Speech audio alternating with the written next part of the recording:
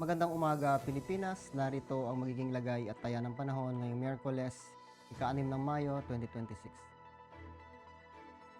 Sa kasalukuyan, ang minomonitor nating low pressure dito sa loob ng ating Philippine Area of Responsibility, kaninang alas 3 ng madaling araw, ito'y namataan sa layong 670 km, silangan ng Hinatuan, Surigao del Sur.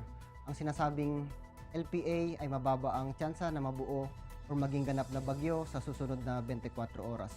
Subalit habang tinatraverse nito ang Visayas at Mindanao, aasahan natin ang malawakang pag-ulan lalong-lalo na dito sa may silangang bahagi ng Visayas at Mindanao.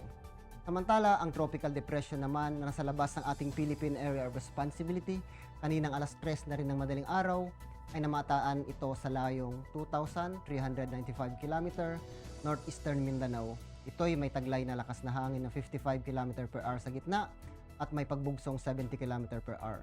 Ito'y kumikilos westward sa bilis na 10 km per hour. Samantala, easterlies pa rin o mainit na hangin na nagmumula dagat Pasipiko naman ang nakakapekto sa malaking bahagi ng ating bansa. Para sa general area forecast, dulot ng easterlies, ang Metro Manila at ng labing bahagi ng Luzon, aasahan pa rin natin ang mainit na panahon, bahagyang maulap hanggang sa maulap na kalangitan na may posibilidad na pulo-pulong pag-ulan, pagkulog at pagkidlat. Samantala, dito naman sa Visayas, dulot nga ng paparating na LPA, ang Eastern Samar, Southern Leyte, makakaranas ito ng maulap na kalangitan na may kalat-kalat na pag-ulan, pagkulog at pagkidlat. Samantala, ang nalabing bahagi ng Visayas, aasahan natin ang bahagyang maulap hanggang sa maulap na kalangitan na may pulo-pulong pag-ulan, pagkulog at pagkidlat. Dito naman sa dakong Mindanao, particular na sa Dinagat Island, Surigao del Sur, aasahan pa rin natin ang maulap na kalangitan na may kalat-kalat na pag-ulan, pagkulog at pagkidlat. Samantala, ang nalalabing bahagi ng Mindanao, aasahan natin ang mainit pa rin na panahon, bahagyang maulap hanggang sa maulap na kalangitan, mga posibilidad na pulo-pulong pag-ulan, pagkulog at pagkidlat, lalong-lalo na sa dakong hapon at gabi. Para naman sa flight level wind chart dito sa 2,500, ganoon rin sa 5,000 feet, dulot ng easterlies, aasahan pa rin natin ang bahagyang malakas hanggang sa malakas na hangin na nagmumula naman sa silangan. Ganon din sa 10,000 feet at 18,000 feet, dulot ng easterlies, aasahan natin ang hangin naman ay nagmumula dito sa silangan. Ang impact nito sa flight operation, lalong-lalo na dito sa Eastern Samar, Southern Leyte, Dinagat Island at Surigao del Norte, aasahan natin ang developing circulation, bringing cloudy skies and variable wind.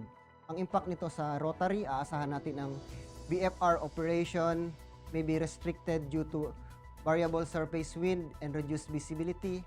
Expect light to moderate turbulence.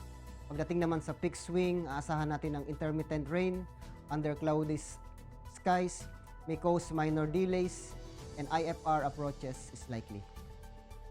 Ang impact naman nito sa Metro Manila at labing bahagi ng ating bansa, ang easterlies, warm air, humid air from Pacific, enhancing convective activity.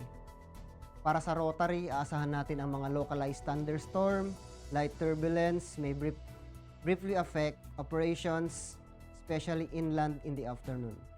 Para naman sa peak swing, considered natin na generally fair weather with possible isolated seas causing short-term delays or turbulence. Ang araw ay sumikat kaninang 05:32 at lulubog mamayang 18:14. Meron tayong moon illumination na 80% decreasing. Para manatiling updated sa lagay at taya ng panahon, ugaliin i-follow ang aming social media account na Air Force Weather Center. Yan lamang po para sa ulat panahon ngayong umaga. In behalf of our commanding officer, Colonel Alvin John Q. Gador, POP GSC, ako po si Technical Sergeant Bill Amoray Bautista, Weather Broadcaster ng Air Force Weather Center. Muli, magandang umaga, Pilipinas.